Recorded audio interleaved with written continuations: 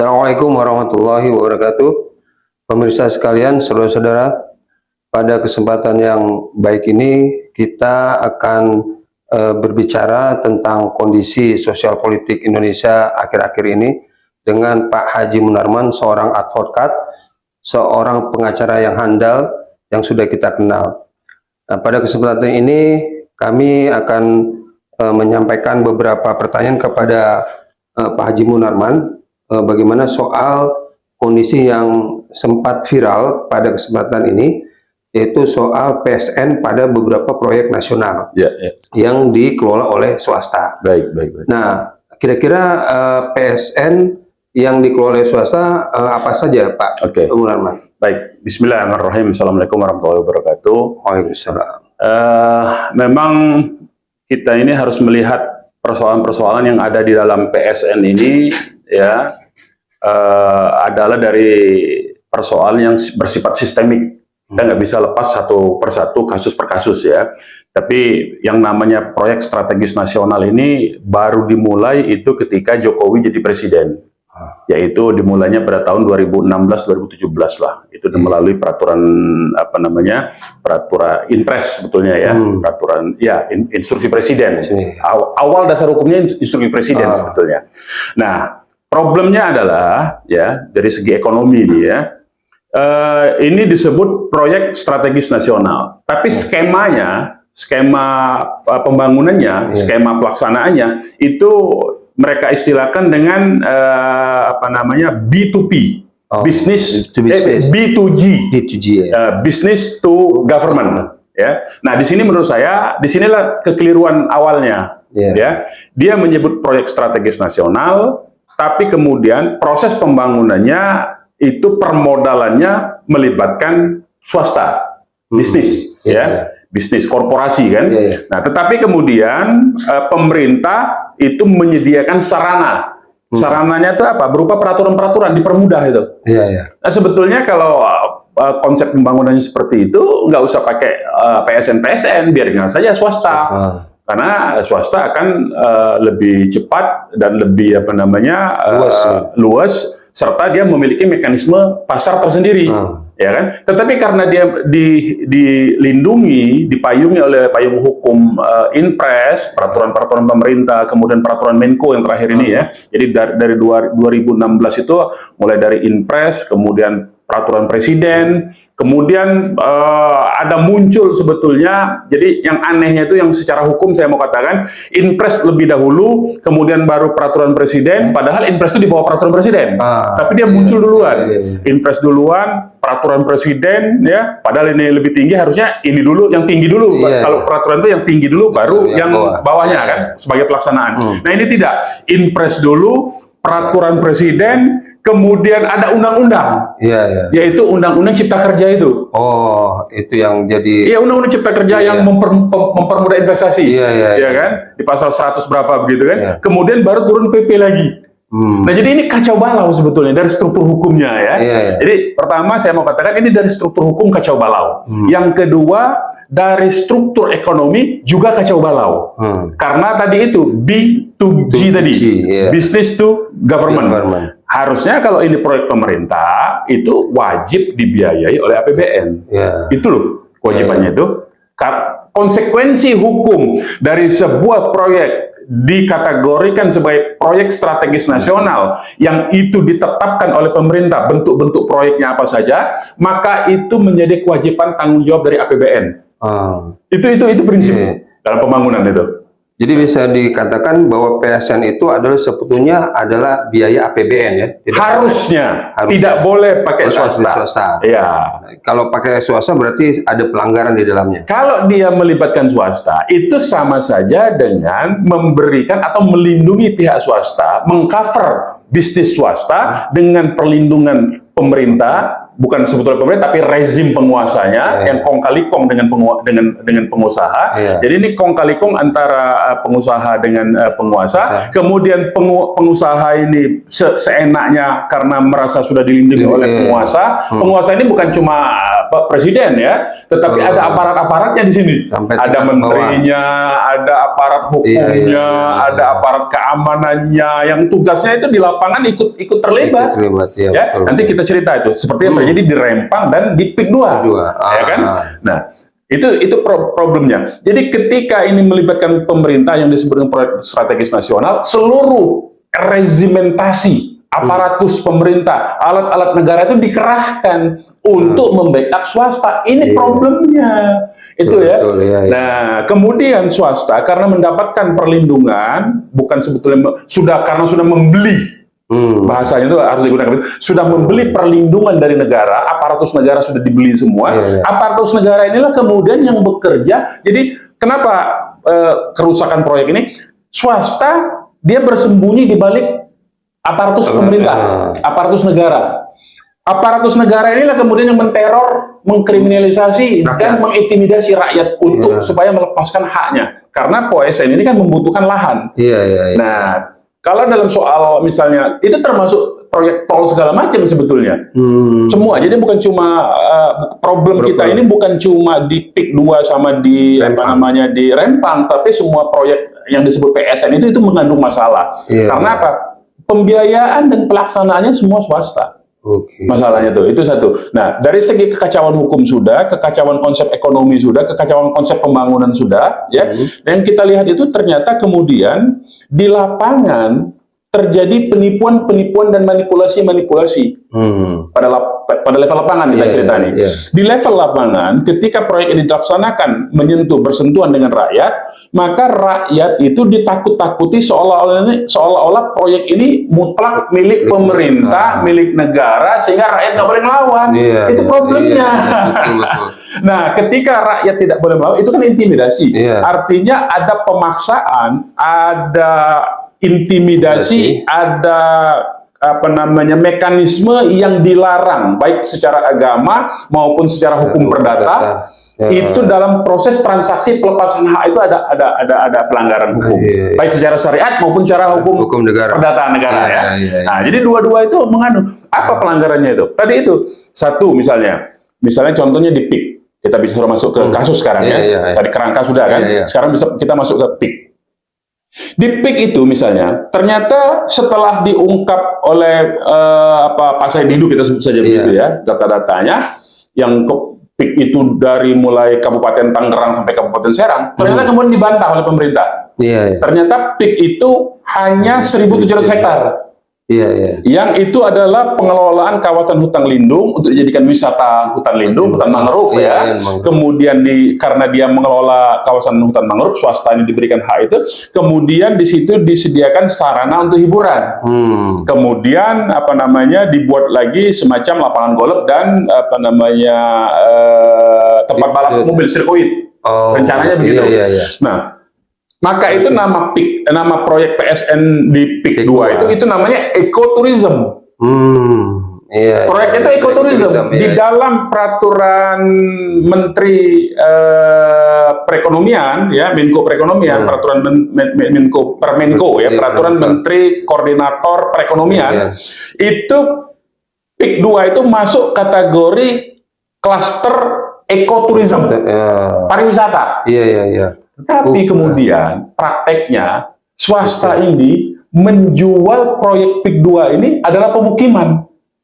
Kita bisa sudah saksikan ada berbagai macam iklan di video. Ini artinya apa? Ini kawasan diperuntukkan bukan untuk dalam negeri, bukan untuk rakyat Indonesia. Kalau iklannya pakai bahasa Cina, berarti ini dijual mau ke pihak luar. Siapa pihak luarnya? Cina kan berarti kan? Berarti memang mengundang penduduk dari Republik Rakyat Cina. Jadi kita sebut Cina di sini sebagai negara ya, bukan sebagai etnis ya. Jadi kita nggak sebut Tionghoa, tapi Republik Rakyat Cina itu penduduknya diundang ke Indonesia, dibuatkan koloni, dibuatkan pemukiman. Pemukiman itu namanya koloni kalau dalam bahasa asingnya itu koloni pemukiman. Dibikinkan koloni sekian ratus hektar, ya sekian ribu hektar. Kemudian mereka dipersilakan untuk bermukim di situ. Nah, ini Problem berikutnya dari segi hukum sudah, politik sudah, ekonomi sudah. Ini problem kedaulatan negara, bos. Betul. Ya. Karena ketika ada orang-orang asing dari Republik Rakyat Cina yang kita tahu dia membawa ideologi komunisme, ya kan? Iya. Dan dia membawa budaya sendiri. Dibikin pemukiman, dibikin koloni tersendiri, terpisah dari rakyat, dipagari dengan benteng. Benteng itu kan ada semua tuh. Benteng seperti benteng pemukiman gitu kan, kawasan perumahan itu kayak kalau di Yahudi dulu dia bikin apa namanya itu pemukiman Yahudi, ghetto kalau dulu. Kalau di Eropa tuh Yahudi tuh bikin ghetto namanya, disebut ghetto. Kalau ini bikin pemukiman, koloni Cina, koloni dari orang-orang Republik Rakyat Cina masuk ke sini dibentengi karena kan rakyat tidak bisa mengakses. Kita lihat di dalam video-video yang sudah dilansir oleh Pak Said Didu, itu pagar-pagar tinggi semua. Nah, artinya ini terpisah antara rakyat Indonesia dengan penduduk koloni ini yang berasal dari Republik Rakyat Cina yang membawa ideologi komunis ini. Nah, dia masalah dari segi kedaulatan dan keamanan negara, ya, ini langsung di bibir pantai, bos. Siapa yang bisa menjamin kalau dia ketika dia bermukim di situ dengan akses langsung ke pantai, siapa yang bisa menjamin bahwa mereka ini bukan bagian dari pasukan infiltrasi negara asing yang kemudian mereka karena ada pangkalan Republik Rakyat Cina, pangkalan militer Republik Rakyat Cina di Laut Cina Selatan atau di Natuna Utara itu, siapa yang bisa menjamin bahwa ini tidak menyuplai senjata di sini? Ini problem, ini tidak dipikirkan oleh penguasa-penguasa Republik ini. Ya, belum lagi kong kali kong secara hukum tadi itu, misalnya Permenko, Peraturan Menteri Koordinator Perekonomian itu yang khusus untuk PIK 2 dan BSD ya, itu baru termasuk Rempang juga, itu baru terbit setelah proses pemenangan pemilu terjadi di MK umumnya itu. Jadi itu baru terjadi sekitar bulan Mei. Setelah MK memastikan menang, ya kan? 15 hari setelah itu keluarlah Permenko itu yang tahun 2024 itu. Jadi nampak sekali bahwa proyek ini adalah barter dan itu sudah keluar di wawancara Aguan di Tempo bahwa dia banyak membantu menyelamatkan muka Jokowi dalam kasus IKN. Barternya Jokowi memberi ini, memberi proyek PIK 2. Nah, begitu juga Rempang. Rempang ini juga proses ininya, proses Rempang ini sangat luar biasa. Hanya dalam waktu hitungan minggu semua perizinan itu diberikan. Semua. Nah, ini yang berbahaya. Jadi, kita ini masalahnya, Pak Ismet, sebagai moderator, kita harus cerdaskan, kita harus umumkan ke publik ini, bahwa persoalan di PIK di Rempang itu bukan semata-mata itu sudah pasti prosesnya ada intimidasi oleh penguasa, baik melalui aparatur negaranya maupun oleh preman disewa oleh mereka, terhadap rakyat, mengintimidasi, premanisme, aksi premanisme itu sering terjadi itu. Kemudian ada proses kriminalisasi, di Rempang sudah banyak masuk penjara, ditakut-takuti penduduknya untuk melepaskan tanah, Kemudian juga bukan sekedar soal penindasan terhadap rakyat kita, saudara-saudara kita, karena ini semua Muslim. Tapi adalah ini masalah kedaulatan negara. Jadi bukan persoalan ganti rugi ya? Bukan persoalan ganti rugi. Itu yang harus diluruskan semua masyarakat. Ini harus diluruskan. Masyarakat ini jangan terbawa itu soal harga. Bapak-bapak, penduduk, rakyat kita semua. Kalau Rempang dia paham. Dia mempertahankan tanahnya. Apalagi Rempang itu berhadapan dengan Singapura. Dan itu jalurnya jalur Selat Sunda, Selat Malaka. Ya kan, jalur perdagangan. Dan itu lebih dekat ke Natuna, ke pangkalan militer Cina. Jadi mereka punya kesadaran itu. Nah, persoalan yang dibikin-bikin bahwa mereka tidak punya surat tanah, lebih dulu mereka tinggal di situ, Pak, daripada ada berdirinya negara Republik Indonesia ini. Itu nggak bisa menyatakan mereka tidak punya surat. Berbahaya lagi. Karena kalau sama-sama tidak punya surat, itu pengusaha-pengusaha tidak punya surat. Kenapa diberikan ke pengusaha? Kenapa nggak ke rakyat? Iya, betul. Masalahnya kan begitu. Jadi negara ini pengelolanya, pengelola negara, rezimnya ini, Erlangga Hartarto dan konco-konco Jokowi, ini pengkhianat masuk kategorinya. Ini dalam konteks kedaulatan. Benar. Nah, itu persoalannya. Jadi bahaya tuh karena ini seperti bentuk negara dalam negara itu ya. Ya, sebetulnya bukan negara dalam negara lagi. Ini negara menindas negara sudah sebetulnya. Jadi kita itu hanya dijadikan lahan bancakan, hanya diperalat jadi negara boneka. Sebetulnya kalau negara dalam negara dia enak. Ada negara di dalamnya negara dia beroperasi. Ini enggak. Negara swasta ini menguasai negara aslinya, itu persoalannya. Itu lebih jadi ini sebetulnya bukan negara dalam negara, tapi yang diistilahkan oleh senior kita itu adalah state corporate crime. Jadi negara korporasi yang jahat ini. Jadi karena mereka mengendalikan negara aslinya. Nah, negara asli ini yang berhubungan dengan kita sebagai rakyat, tetapi state corporate crime ini yang berlindung di balik itu, tidak tersentuh. Sehingga kita ini selalu diadu domba antara rakyat dengan aparatus negara. Nah, ini yang mesti kita kasih tahu ke rakyat ini, bahwa ini bukan persoalan semata-mata ganti rugi yang rendah. Ini persoalan kedaulatan negara. Ini persoalan keamanan negara, ini soal kesalahan konsep pembangunan, di situ ada kekacauan hukum. Nah, itu saya kira. Nah, dengan posisi presiden yang sekarang ini, kira-kira apa nih menurut pandangan Pak Haji Munarman nih? Apakah ini presiden punya nyali atau bagaimana? Ya, saya kira begini ya, kalau kita kembalikan kepada penguasa, karena memang dalam konteks apapun juga, negara itu adalah tameng sebetulnya, perisai bagi rakyat. Jadi yang melindungi rakyat itu adalah negara, harusnya begitu. Itu konsep, baik itu negara kapitalis. Kalau negara kapitalis yang dilindungi itu adalah pengusaha. Kalau negara komunis yang dilindungi itu partai komunisnya. Nah, kalau Islam yang dilindungi semua warga negaranya. Nah, itu bedanya tuh kan. Nah, karena dia negara, dalam konteks ini, apakah penguasa negara kita ini dalam hal ini misalnya Pak Prabowo itu kan presiden kita yang sekarang, itu kalau Pak Ismet ingat, itu dia sudah memiliki buku yang berjudul Paradoks Indonesia. Nah, artinya dibanding dengan Jokowi itu kalau ditanya baca buku apa, Shinchan dia buku sama Doraemon. Jadi memang secara intelektual nggak mudah kan, makanya dia apa saja yang praktis dikerjakan sama dia. Jadi dia nggak punya konsep artinya kan, tapi dia punya tim di belakangnya. Tetapi Prabowo dia banyak membaca literasi, dia punya literasi. Dengan terbukti dia menuliskan dalam bentuk buku Paradoks Indonesia itu. Itu konsepnya luar biasa. Nah, menurut saya, kalau orang yang sudah punya konsep, dia tinggal eksekusinya saja.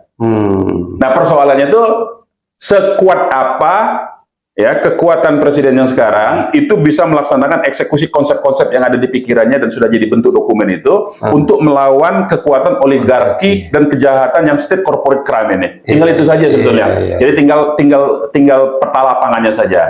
Nah, yang saya mau sampaikan yang lebih lanjut ini kepada rakyat kita semua, baik itu di Rempang maupun di PIK 2 ya, maupun di tempat lain proyek-proyek nasional ini.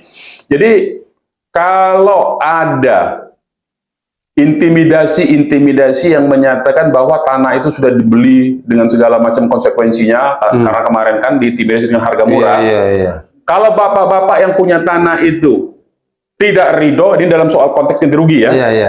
Kalau dia tidak ridho, maka proses transaksi itu batal demi hukum. Itu yang harus dipahami. Jadi syarat itu pertama dia tidak ridho. Tidak sukarela. Jadi dalam hukum perdata itu ada pasal 1320 namanya. Syarat sahnya perjanjian. Perjanjian itu termasuk jual beli, perjanjian jual beli. Ya, apalagi tanah gitu ya. Itu adanya kesepakatan kedua belah pihak. Kalau salah satu pihak diintimidasi, berarti kan satu pihak tidak sepakat dong artinya. Tapi dia dipaksa. Nah, kalau ini terjadi berarti tidak sah itu. Salah satu unsur sahnya transaksi itu adalah kesepakatan dua belah pihak. Kesepakatan. Itu disebutnya dengan asas konsensualisme, konsensus artinya. Nah, azas konsensualisme dalam KUH Perdata itu berlaku. Apalagi hukum Islam, nggak boleh. Itu yang pertama pelanggarannya ya, transaksi itu batal demi hukum. Yang kedua apa? Penipuan informasi. Dia sebut ini proyek strategis nasional milik negara untuk kepentingan umum, ternyata untuk kepentingan pribadi dia. Berarti tidak sah dong penipuan. Kita saja dalam Islam diajarkan, kalau kita menjual satu barang ada cacat tidak kita sebutkan, batal jual beli itu, haram itu jual beli itu.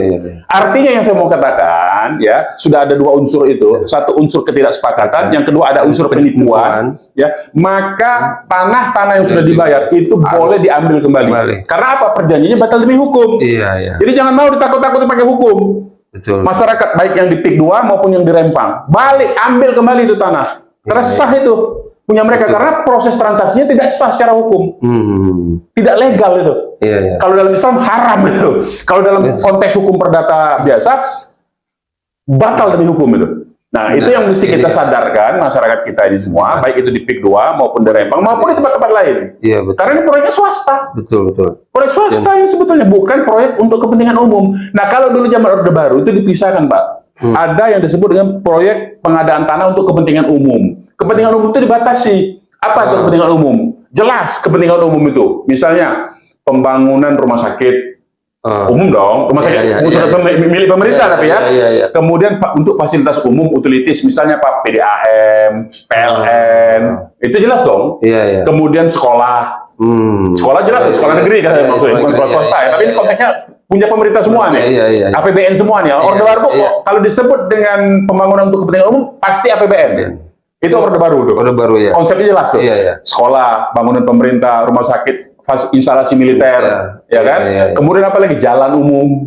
Kalau jalan berbayar namanya swasta. Jalan tol itu swasta sebetulnya. Nggak boleh dia disebut jalan untuk kepentingan umum itu bukan dia. Karena apa? Tidak. Kepentingan umum itu semua orang bisa mengakses. Itu prinsip utama yang disebut dengan kepentingan umum. Baru dia masuk kategori proyek strategis nasional. Semua orang bisa mengakses. Tapi kalau yang bisa mengakses tol, katakan. Kalau yang bisa mengakses hanya orang yang punya mobil dan punya duit, apakah untuk umum? Tidak. Orang punya mobil belum tentu bisa masuk karena dia nggak punya duit untuk bayar tol. Berarti dia apa? Harus punya duit syaratnya. Nah, kalau ketika dia bayar, berarti bayar ke siapa? Bayar ke pemilik tol, bukan ke negara. Betul. Ini banyak sekali konsep-konsep yang sudah dilanggar ya.